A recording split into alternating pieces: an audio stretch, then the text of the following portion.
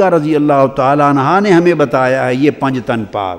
حضور علیہ السلام نے فرمایا احبونی، لوگوں سنو، احبونی لحب اللہ وحبوا اہل بیتی لحبی۔ امام ترمذی نے جامع ترمذی میں اس کو روایت کیا، اور اس کو امام بہقی نے شعب الایمان میں بھی روایت کیا، اور اس کو امام حاکم نے مستدرک میں بھی روایت کیا۔ حضور علیہ السلام نے فرمایا لوگو مجھ سے محبت کیا کرو اللہ کی محبت کی خاطر۔ مطلب اگر اللہ سے محبت چاہتے ہو تو مجھ سے محبت کرو۔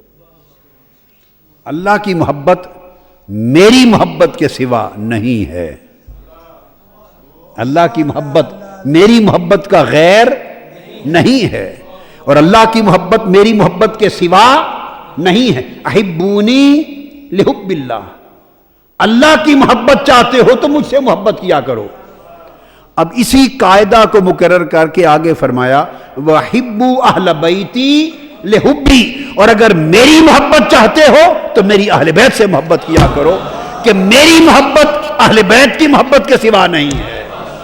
تو آقا نے راستہ بتا دیا کہ میری محبت چاہتے ہو تو میرے حسن حسین سے محبت کرو، چونکہ میری محبت ان کی محبت میں ہے، اللہ کی محبت میری محبت میں ہے، میری محبت ان کی محبت میں ہے۔ کیوں؟ میں اللہ کا ڈھول ہوں، یہ میرا ڈھول ہے، میں اللہ کا ڈھولن ہوں، حسن حسین میرا ڈھولن ہے، میں اللہ کا یار ہوں، یہ میرے یار ہیں، میں اللہ کا حبیب ہوں، یہ میرے حبیب ہیں، میں اللہ کا محبوب ہوں، یہ میرے حبیب ہیں، وہ مجھے تکتا ہے میں ان کو تکتا ہوں۔ آقا علیہ السلام نے فرمایا قال رسول اللہ صلی اللہ علیہ وسلم ان اہل بیتی سیلقون بعدی من امتی قتلا و تشریدا۔ آقا علیہ السلام نے فرمایا میری اہل بیت کا میرے بعد مقاتلہ ہو، ان کا قتل ہوگا، میرے بعد میری اہل بیت کو پر بڑے مصائب ہوں گے، میری اہل بیت پر میرے بعد بڑے ظلم ڈھائے جائیں گے، قتلا و تشریدا۔ اور دوسری حدیث میں الفاظ ہیں، آقا علیہ السلام نے فرمایا ان اہل بیتی سیلقون بعدی بلاء و تشریدا او تطریدا، ان پر بڑی بلائیں آئیں گی، بلا لفظ بلا ہے، ان پر بڑی آزمائشیں، بڑی تکلیفیں، بڑی اذیتیں آئیں گی، اور ان کا خون بہایا جائے گا۔ اور آقا علیہ السلام نے فرمایا کہ سن لو بہائے گا کون؟ ان کا خون بہائے گا کون؟ ان پر ظلم اور مصائب و آلام کے پہاڑ گرائے گا کون؟ فرمایا اسی حدیث میں وَإِنَّ أَشَدَّ قَوْمِنَا لَنَا بُغْضًا بنو امیت، فرمایا وہ بنو امیہ میں سے لوگ ہوں گے۔ فرمایا وَإِنَّ أَشَدَّ قَوْمِنَا لَنَا بُغْضًا بنو امیت، وہ بنو امیہ میں سے ہوں گے لوگ جو میری قوم یعنی میری قرابت اور اہل بیت کے ساتھ بغض میں بڑے شدید ہوں گے۔ ان کی طرف اشارہ کیا کہ میری اہل بیت پر، میری آل پر، میری اولاد پر، میری قرابت کے ٹکڑے کریں گے، انہیں قتل کریں گے، ان کا خون بہائیں گے۔ تو پھر حضور علیہ السلام نے فرمایا، جسے امام ابن کثیر نے اس حدیث کو البدایہ والنہایہ میں رقم کیا ہے، تخریج کی، فرمایا قیامت کہ میری امت میں عدل کا امر قائم رہے گا، اور پہلا شخص جو اس عدل کے امر کو، میرے دین کے امر کو تباہ و برباد کرے گا، فرمایا وہ بنو امیہ کی بات کی تھی، پھر فرمایا وہ پہلا شخص ہوگا یقال لہ یزید، اس کا نام یزید ہوگا۔ اور آقا علیہ السلام نے فرمایا صحیح بخاری کے اندر ہے، کیا؟ صحیح بخاری شریف میں آقا علیہ السلام نے باب قائم کیا، امام بخاری نے فرمایا کہ قریش میں سے ہلاک امتی، میری امت کو ہلاک کر دیں گے قریش کے کچھ جوان لونڈے، یزید کا اشارہ۔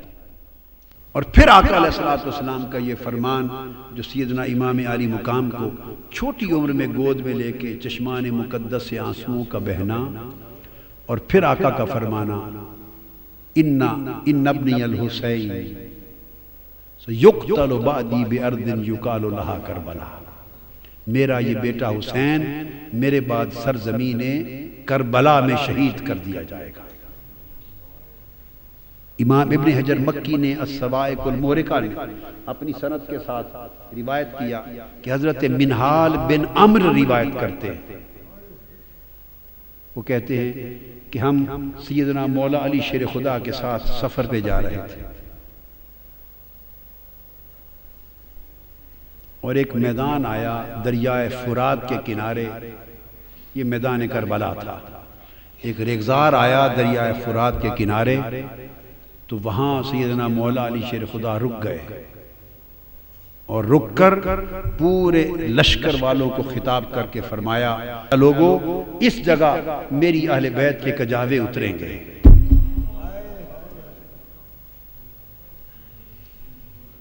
اس جگہ میری اہل بیت کے کجاوے اتریں گے، موضع رحال، اس جگہ میری اہل بیت کے خیمے جلائے جائیں گے، اس جگہ میری اہل بیت کا خون بہایا جائے گا۔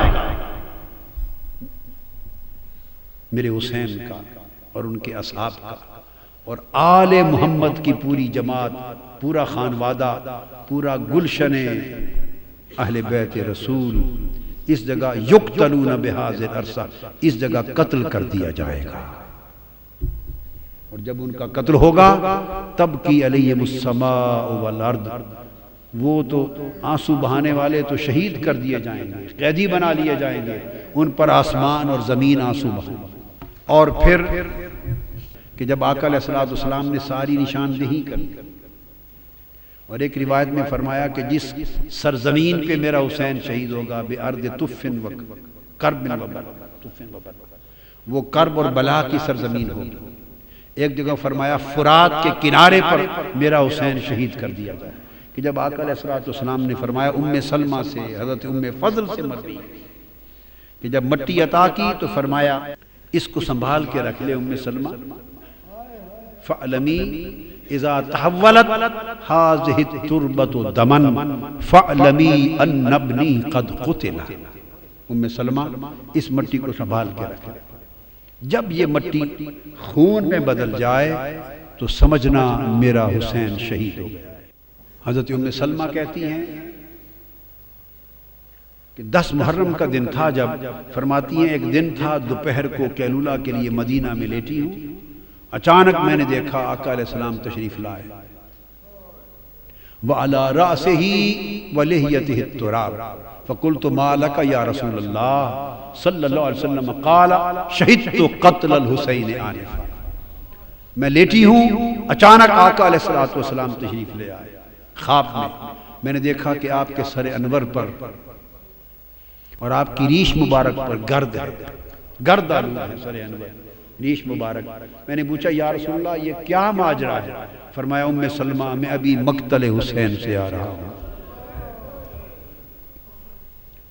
ادھر عبداللہ ابن عباس رضی اللہ تعالیٰ عنہ وہ روایت کرتے ہیں مکہ معظمہ میں، فرماتے ہیں رأیت رسول اللہ صلی اللہ علیہ وسلم فی المنام اشعث اغبر وبیدہ قارورۃ فیہا دم، قلت ما ھذا الدم یا رسول اللہ؟ قال دم الحسین واصحابہ۔ میں نے خواب میں دیکھا آقا علیہ السلام تشریف لائے، سر انور چہرہ مبارک گرد آلود ہے، آپ کے ہاتھ میں ایک شیشی ہے، اس شیشی میں خون ہے۔ میں نے پوچھا یا رسول اللہ یہ خون کیسا ہے؟ فرمایا عبداللہ ابن عباس یہ حسین اور اس کے اصحاب کا خون ہے، ابھی کربلا سے آ رہا ہوں، سارا دن کھڑا کربلا کے شہیدوں کا خون جمع کرتا رہا ہوں۔ قافلہ روانہ ہوا، ابن زیاد نے کئی دن اسیران کربلا آقا علیہ السلام کے گلشن رسالت کے ان پھولوں کو قیدی رکھا،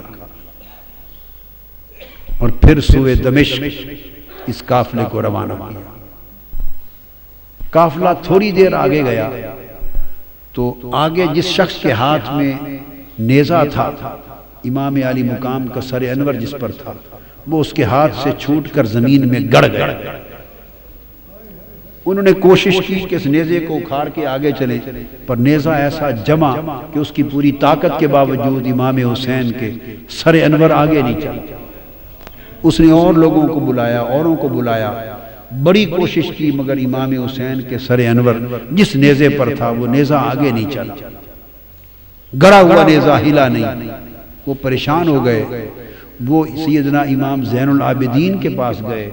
یہ تو انہیں معلوم تھا کہ کیا ماجرا ہے، آپ کے بابا آگے نہیں چل رہے، ان کا سر انور آگے نہیں چلتا۔ ان کی آنکھیں آپ دیدہ ہو گئیں۔ وہ اپنی ہمشیرہ، اپنی پھوپھی سیدہ زینب کے پاس آئے، عرض کیا پھوپھی جان آپ ذرا اونٹوں کے کجاووں میں شہزادوں اور شہزادیوں کو گن لیں، لگتا ہے بابا جان کا کوئی شہزادہ یا شہزادی رہ گئی ہے، سر انور آگے نہیں چلتا، نیزہ گڑ گیا ہے۔ سیدہ زینب نے ایک ایک کا نام لے کر پوچھا، تسلی کی کہ سارے شہزادے شہزادیاں کجاووں میں تو ہیں۔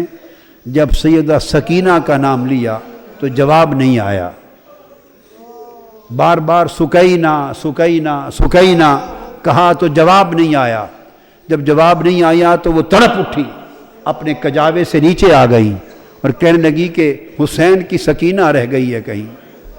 شاید جہاں کجاوے قافلہ رکا تھا، اب رات کا وقت ہو گیا تھا، رات کے اندھیرے میں دوڑتی دوڑتی، شام کا وقت تھا، اندھیرا تھا، سایہ تھا، دوڑتی پیچھے پہنچی اور آگے جو پہنچی تو اندھیرے میں دیکھا کہ کوئی نقاب پوش خاتون ہے اور سیدہ سکینہ کو گود میں لے کے بیٹھی ہے اور ان کو چومتی ہیں، اور سیدہ سکینہ اس نقاب پوش عورت کی گود میں میٹھی میٹھی زبان میں کربلا کی کہانی سنا رہی ہے،